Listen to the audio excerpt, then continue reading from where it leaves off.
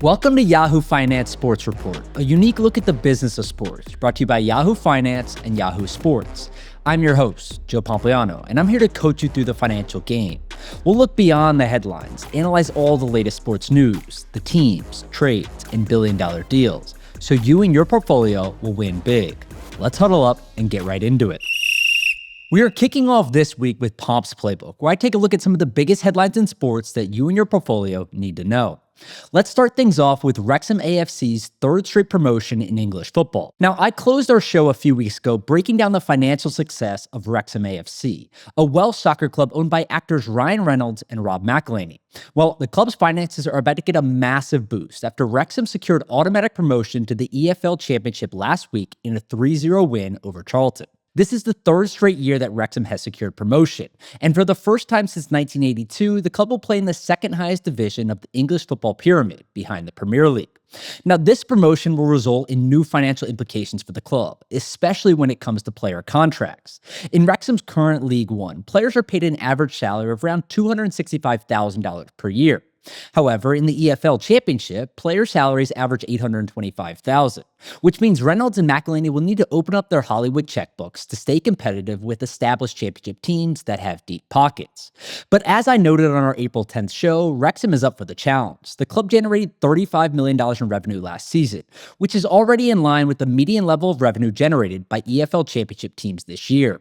And Reynolds made it clear after securing championship promotion that Wrexham's ultimate goal is to make it to the Premier League. So now it's time to sit back and see if the club can do the impossible. Next up, I'm looking at a new format for the PGA Tour's end-of-season Tour Championship. Multiple reports over the last week said that the PGA Tour is on the verge of massive changes to the Tour Championship, which concludes the FedEx Cup playoffs each season.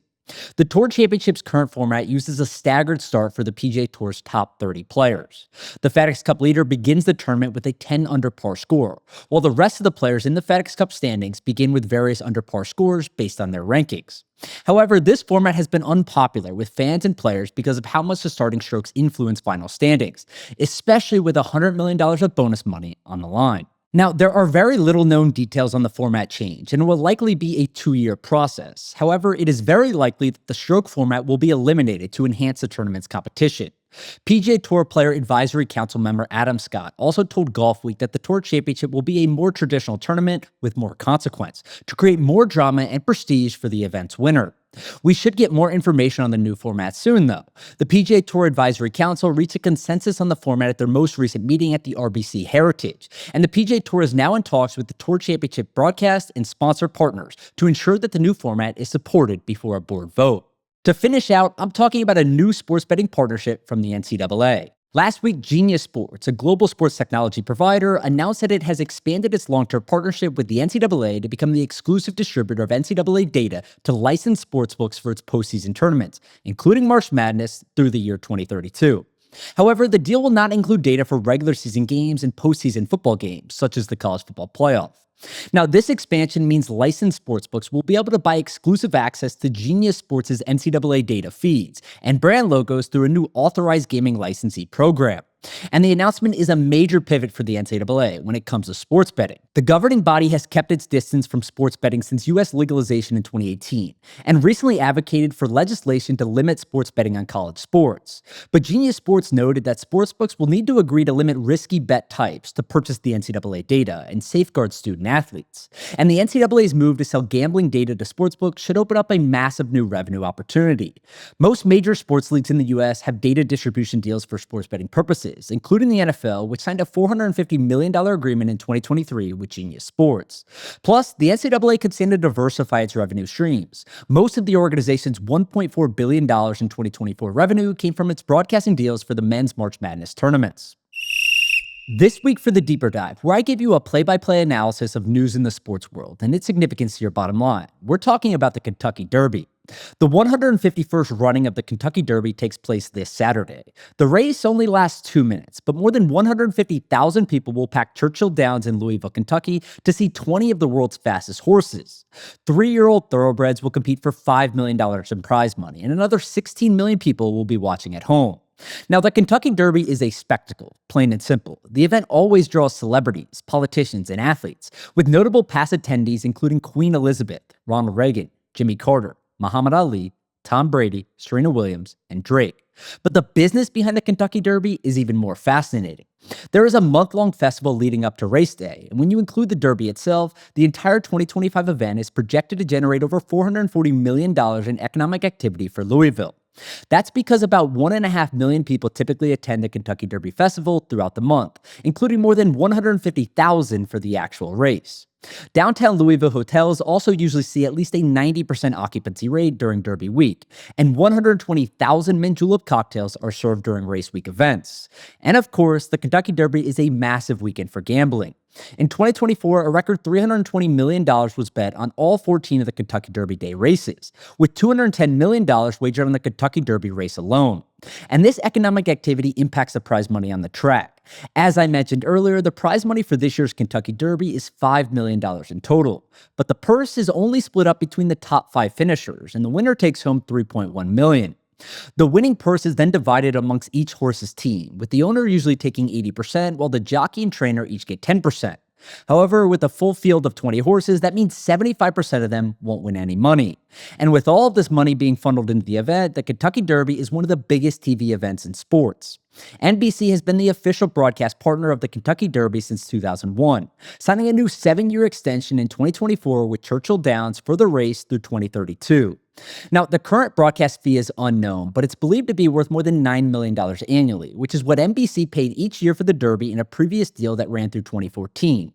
NBC is also able to make a lot of money off the Derby's broadcast, because even though the race is only 2 minutes long, the network stretches the event into more than 7 hours of content by broadcasting pre- and post-race coverage throughout the day. And the money doesn't stop with TV. The biggest financial win for horse owners comes after the race, when the winning horse starts collecting $10,000 to $100,000 stud fees for breeding. So, given all the money on the line this weekend, you could argue that the greatest 2 minutes in sports is also the most valuable 2 minutes in sports. We've made it to the one-on-one, a conversation where I get to break down news in sports with a key player in the industry. This week, we're talking to friend of the pod, Yahoo Sports senior NFL reporter, Jori Epstein. Jori, thank you so much for joining the show today. I want to talk mostly about last week's NFL draft, and there's a lot to cover there, but I feel like we have to start with Shedeur Sanders. He has sort of dominated the headlines over the last week, and certainly during the 3 days of the NFL draft. Just give me some thoughts or perspective on why you think he was such a big storyline and why he ended up sliding so much further than people expected. Absolutely. Great to be back on with you, Joe. And Shedeur Sanders was a big storyline initially because he is the son of Deion Sanders and he's a quarterback. So you take either of those, much less both, and that becomes a big story. But then when you look at what happened to him during draft weekend, by far and away, one of the most surprising elements, not only of this year's draft, but of the draft since I've been covering it, which is about a decade now. And that is because by a pure talent standpoint, I talked to evaluators around the league who said Shedeur Sanders on average was a second round talent. Now, some even said late first round. I had one evaluator who said, his skills are fourth round, but I would expect him to go more like late first, early second because of how few quarterbacks there are in the supply demand element. And he goes in the fifth round to the Cleveland Browns, who 50 picks earlier had selected Oregon quarterback Dylan Gabriel. So this is crazy. I mean, this is a team that is already they have all this draft capital for next year. They're not waiting to use it on a quarterback. And now they have 2 rookie quarterbacks come in. And oh, by the way, their 5th round quarterback, by all accounts, is more talented than their 3rd round. But people believe that Shedeur Sanders fell because of his personality. There were people around the league who felt he was arrogant, that he didn't treat the process with respect. And I don't even mean that in like an old guard way. I just think that there's an element of Shedeur Sanders treated the NFL pre-draft process the way top 5 picks in recent years have. The Caleb Williams and Marvin Harrison Jr. top 5 picks last year, who said, you know what, we don't really want to do this. We know we're going to go all the way at the top and we don't have to. Well, Shedeur Sanders was not destined to go all the way at the top. And the more he treated it like that, the more teams had concerns. So that is an overview. But what I think is fascinating is that I wrote a story for today that said, actually, evaluators around the league and decision makers don't hate that the Cleveland Browns took 2 quarterbacks. You could say, well, to take 2 guys at the same position, neither of whom you feel that strongly in, and you had other needs. On the other hand, it's such an inexact science to evaluate quarterbacks that people actually liked the idea of taking 2 darts at this dartboard. Yeah, I was going to ask you about that because you mentioned earlier that Shedeur Sanders, by all accounts, according to a lot of the scouts, was more talented and should have gotten higher than Dylan Gabriel. They obviously picked Dylan Gabriel first and then came back for Shedeur Sanders. Do you think that was a combination of what you just said, which is just throw as many darts at the board as possible? We've obviously seen this with RG3 and Kirk Cousins. Other teams have done it in the past as well. Or do you think it was something where the value was just too good at the point that he had dropped, or maybe even sort of a call down from ownership and saying, hey, go get this guy, despite the fact that you already drafted a quarterback? I'm not going to eliminate the prospect that it was a call down from ownership, given how many people around the league believe that Browns team owner Jimmy Haslam had a very strong hand in the Browns 2022 trade for Deshaun Watson. And Jimmy said recently, I was at the league meetings in West Palm Beach, or Palm Beach, and they said, hey, a swing and a miss on Deshaun Watson. And so it was pretty clear that Jimmy took that swing and now he could be taking another one. That said, Cleveland Browns general manager Andrew Berry was asked whether he was encouraged by ownership to draft Shedeur. He responded, quote, Jimmy lets us do our jobs. And I think initially I felt that, but then when I understood how many people around the league kind of agreed with the probabilities, I was like, well, maybe not. Andrew Berry used this word that he was, quote, mispriced relative to his value. And I think that you have to say that the ceiling of Shedeur Sanders was far above where he was drafted. The floor is pretty low. Speaking of Shedeur Sanders, there was this prank call controversy, obviously, where he was prank called, basically saying that the Saints were going to pick him. It didn't end up happening, of course. The videos got released later on. It ends up coming out that it was Jeff Ulbrich, the defensive coordinator for the Falcons. Do you expect the NFL or the Falcons to do anything here? Yeah, here's what I'll say. I give the Falcons credit for coming out. They took responsibility. They made an apology. This was not something that was someone who directly worked for the team who did it. It was the defensive coordinator's 21-year-old son.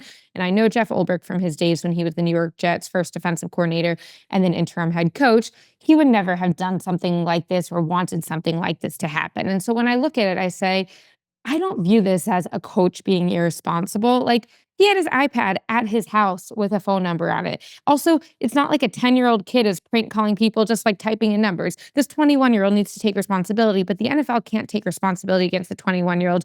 I mean, maybe could they try and press charges? I don't think they're going to do that. To me, what needs to happen is you look at the system and say, this could happen again. Also, there were lower profile prank calls. I think the NFL needs to have a more secure system for contact information, especially phone numbers of these draft picks going forward. Because you could say, well, I don't believe Jeff Ulbrich did something wrong. You could say, well, why did the defensive coordinator have on his tablet days before the draft the number of a quarterback his team was probably not going to take because they drafted a first-round quarterback last year? Now, maybe he was interviewing him in the process, but to me, this comes down to there might need to be like, okay, set up a Zoom call. You talk to the draft players through a Zoom call at a particular time. You talk to them through some sort of messaging app. There are a lot of ways to communicate that will not lead to their personal phone numbers being as widely available. And that's the change I would take if I was the NFL. We've got to take a quick break, but we'll be back with Jori Epstein right after this.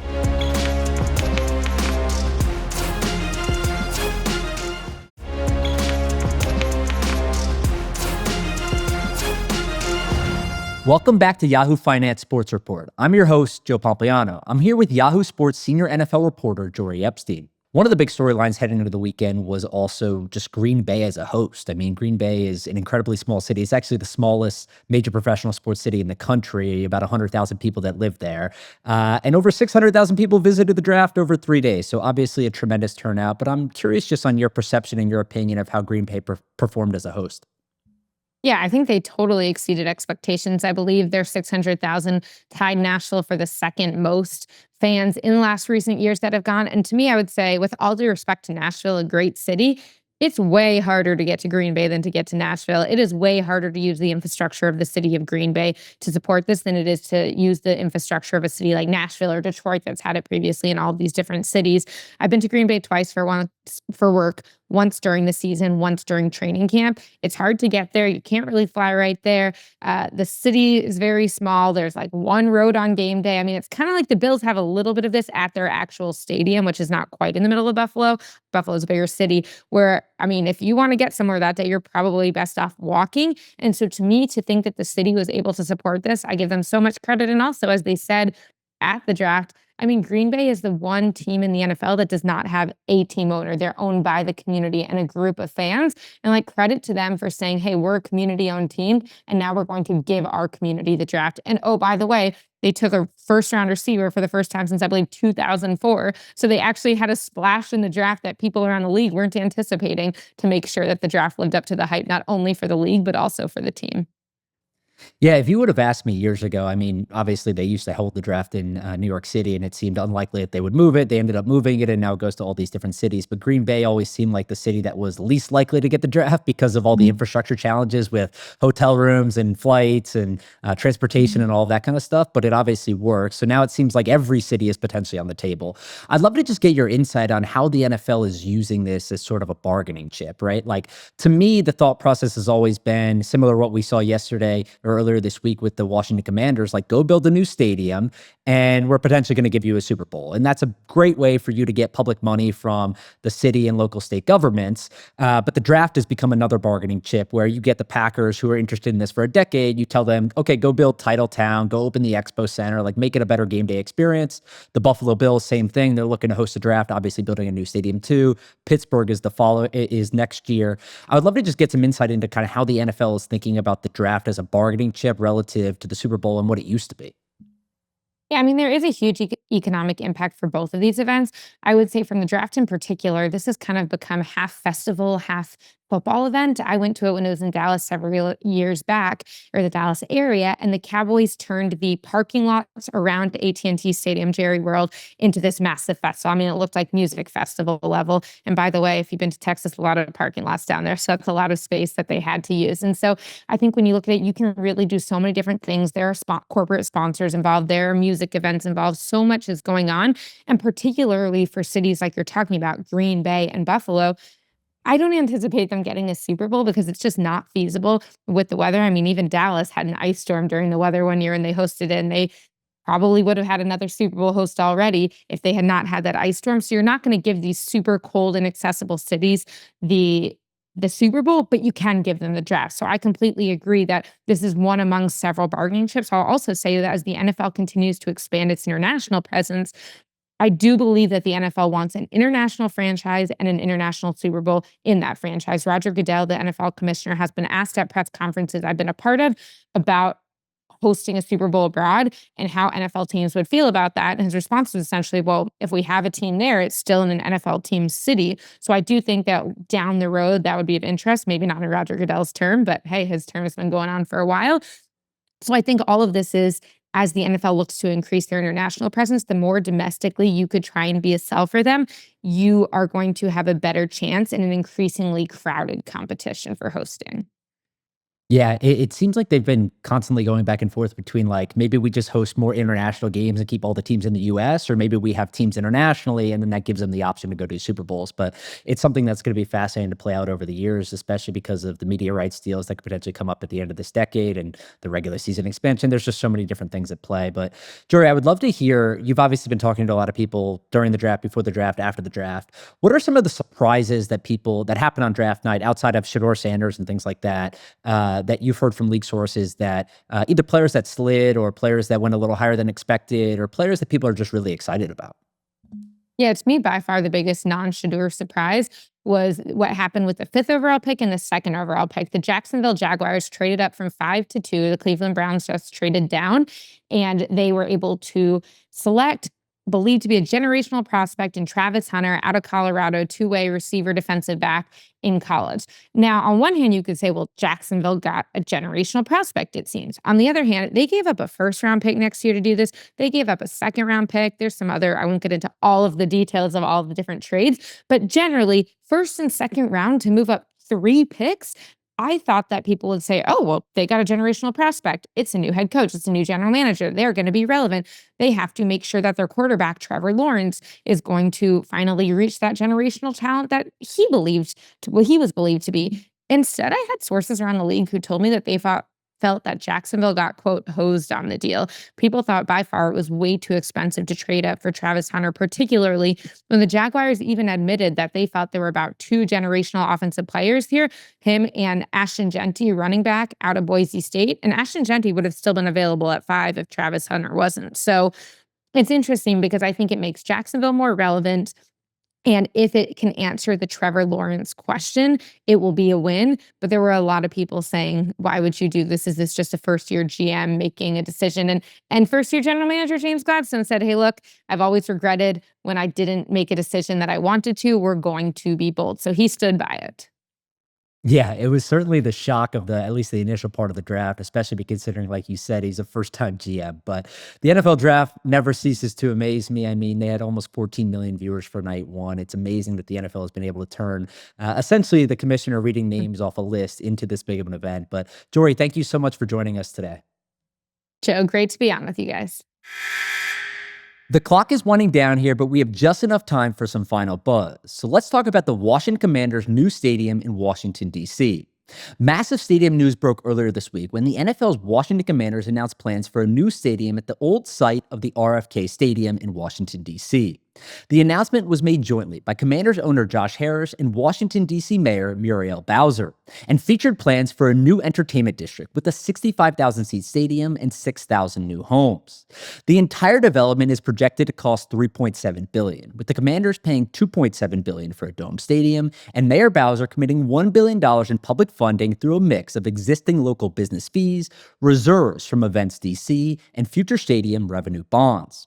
The $2.7 billion commitment from the Commanders would be the largest private investment in Washington, D.C. history, and would see the Commanders return to the city, where it played at RFK Stadium from 1961 to 1996, before leaving to move into what is now known as Northwest Stadium in Landover, Maryland. And while Northwest Stadium was a new build in 1996, it is in really bad shape today, and it's clear that the Commanders owner Josh Harris wants to join the sports-wide trend of a multi-use stadium development to drive more revenue. The Commanders Stadium project would include multiple districts with housing, hotels, retail shops, restaurants, parks, trails, green space, and a new $89 million sportsplex facility for DC youth. The Commanders also touted the year-round component of the stadium development, with a stated goal of hosting 200 events each year, including a Super Bowl in the Roof Stadium, along with 40 major events annually, like the NCAA Final Four, the World Cup, or even a Taylor Swift concert. Now, the Commanders and the mayor's office proposed a quick timeline to gain city council approval by summer 2025, beginning stadium construction by fall or winter 2026, and opening the new stadium by fall 2030. However, like all stadium projects that involve massive public funding, the Commanders' plan is already facing local opposition and will need lawmaker approval before a shovel can even be put in the ground. But if the Commanders can push this plan forward, it would be a massive win for a franchise on the rise and the NFL as a whole. We're all out of time, so it's officially game over for this week. Thank you so much to Jori and for all of you for joining us. Please make sure to scan the QR code below to follow Yahoo Finance Podcasts for more videos and expert insights, and catch us every Saturday wherever you get your podcast. I'm your host, Joe Pompliano. See you next time.